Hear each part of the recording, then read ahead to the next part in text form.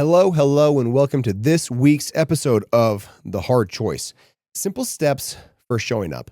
My name is Brad Draper. I am your host. I am grateful to be here, and this is episode 3 for our mini-series on interpreting people, building rapport. I hope you have taken the last 2 weeks and really analyzed. To give you a little bit of a recap, the first episode for this little mini-series was about the marshmallow.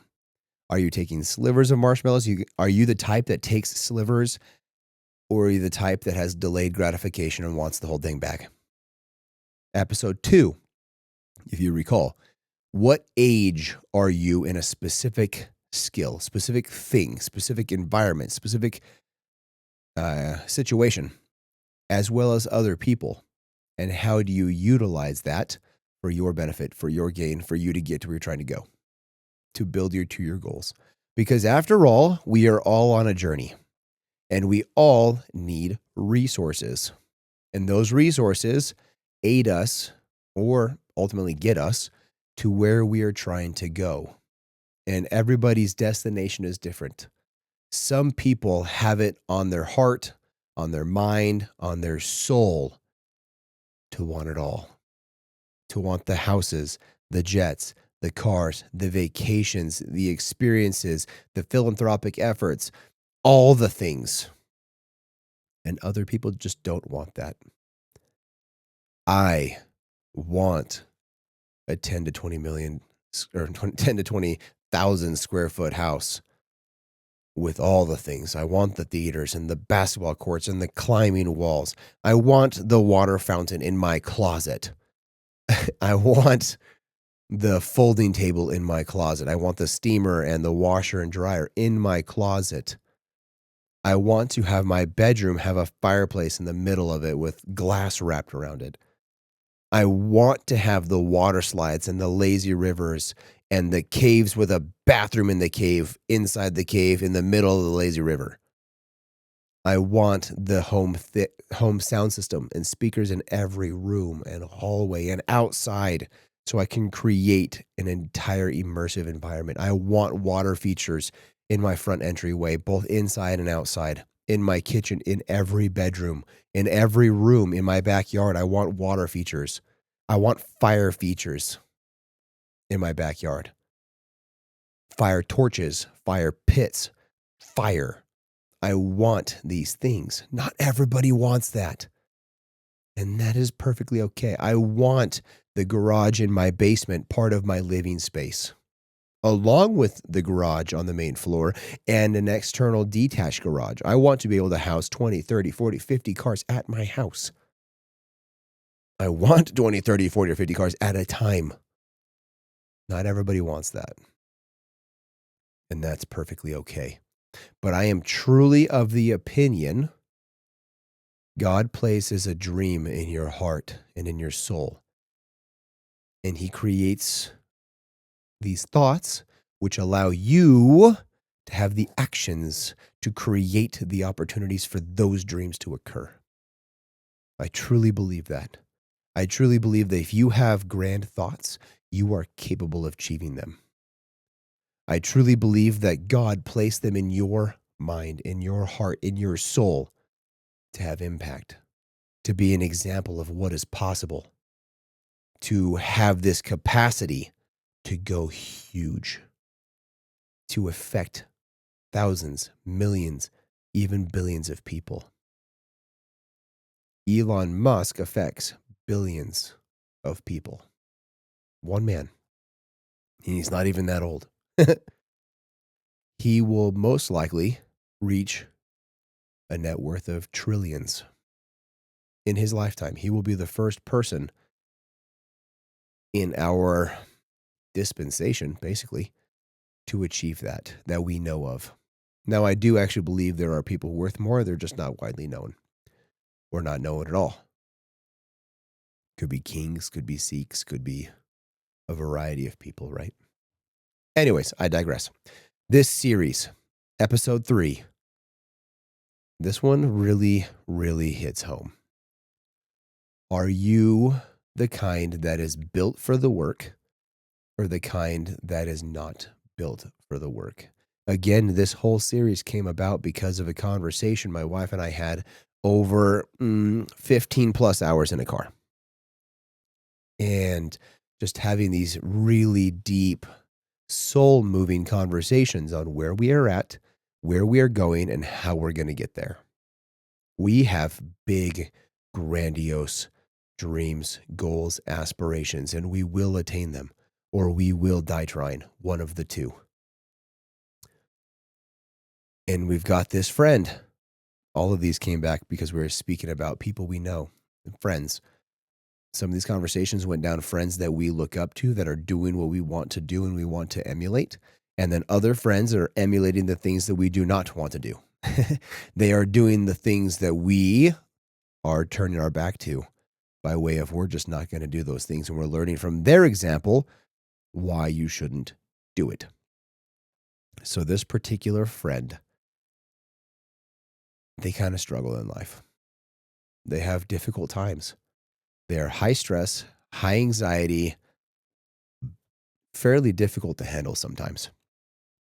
We love them nonetheless. We are there for them through thick and thin nonetheless, but they struggle. And this person has made mention once upon a time that they were happiest when it was all on them and they were doing the work.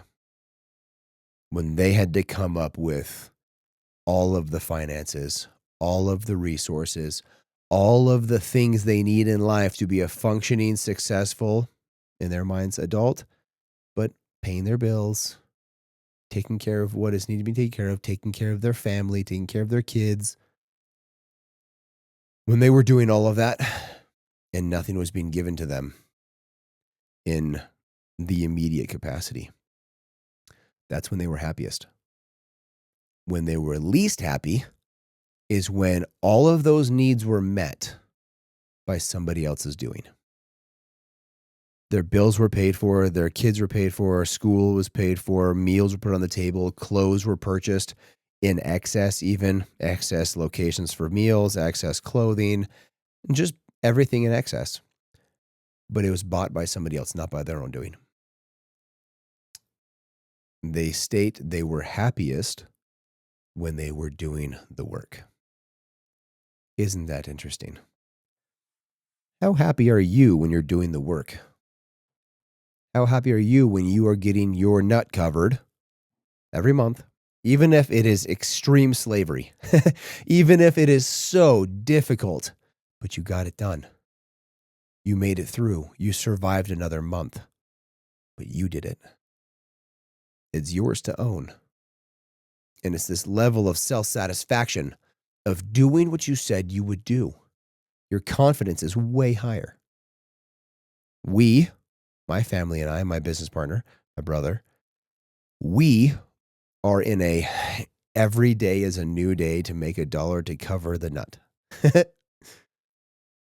But every month the nut is covered without fail. We slaved every day, all in this month, in the month of recording this is February. This comes out in March. But all 28 days of February, we fought like wolves to cover everything, and we did. March will be no different. January was no different. December last year was no different. Every previous month was no different. We fought. We did what we said we would do. And the confidence is high. The happiness is high. The bliss, the satisfaction is very high. One of my mentors, he said, I've been happy poor and I've been happy rich. And I will tell you, being happy rich is far better than being happy poor. We're currently on the happy poor side, and that's okay. There are seasons for all things. I have been happy rich as well. And I'll tell you, happy rich is way, way better than happy poor. You have way more experiences that you can choose from versus are placed upon you. You have way more opportunity to do things because you have a higher capacity to do them. There are times and seasons for all things. If you are currently winning right now, that season will end. Maybe in the end of your life, but it will end. If you're currently struggling, that season will end. If you're in between, that season will end. There are times and seasons for all things. And you may be financially fortuitous, but emotionally distraught. You may be emotionally fortuitous and mentally distraught. You may be mentally fortuitous and your heart is distraught. There are different times and seasons for all things. But the biggest premise that I want you to really analyze in the final episode of this miniseries is, are you willing and do you do the work first? Do you do that first? Or do you seek help first? Do you seek other people to do it for you, to pay your bills, to pay your mortgage, to pay your rent, to put food on your table? And I'm not saying one way is better than another. I have had people put food on my table in recent days, by the way. We have had our church help with welfare, with food. And I'm not ashamed to say that at all, because I'm putting everything I have into our project, literally everything. I'm doing the work, and I'm happy. I truly am happy. Is it difficult? Absolutely. Do I get the nut covered every month? Absolutely. Have we had help along the way? 100%. Nobody has ever done it on their own. And the little backstory to this friend, that they were happiest when they were doing it on their own. They had subsidized housing. It was a stretch. They had to get another job to make the payment, their rent.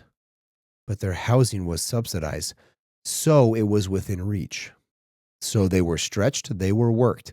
They had to get an extra job, and they had to do more than they'd ever done before. And that's what brought the bliss and satisfaction and happiness. They didn't do it on their own.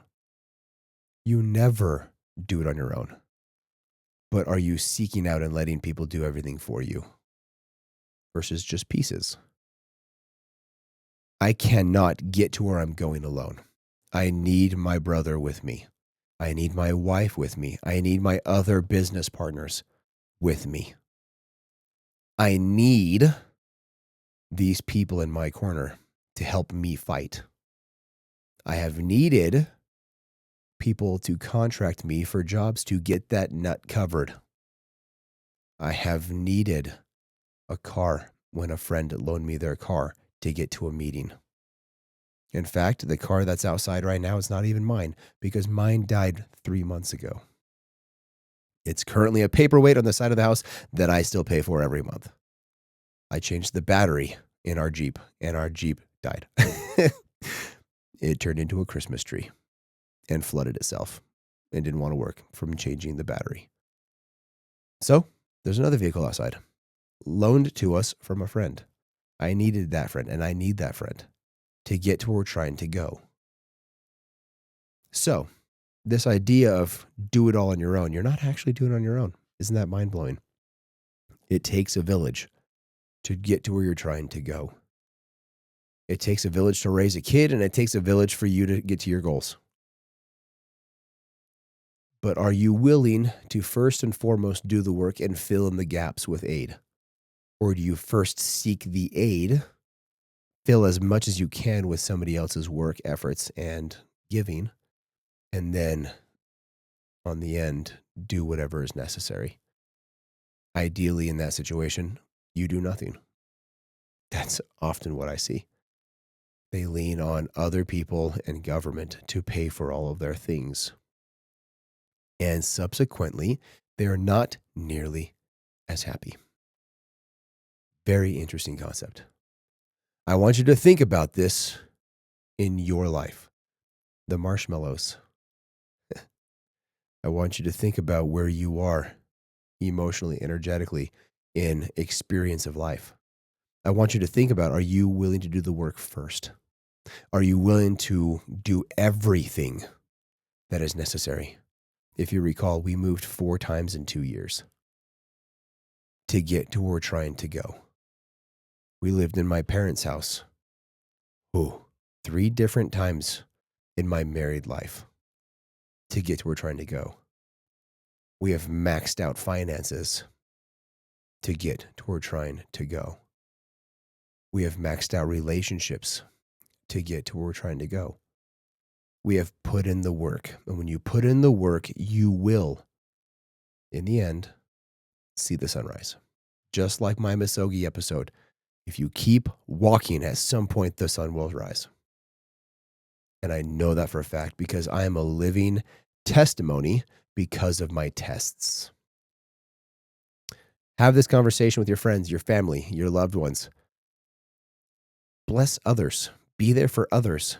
Share this episode with them if you feel it'll benefit them. Share this episode with them even if you don't know it'll benefit them, but they popped in your mind. Because there may be something there that they pick up that you didn't know they need and they didn't even know they needed. Find me on socials, Mr. Brad Draper. Like this thing, subscribe to it, download it for future listenings. Until next week, I love you guys. Bye.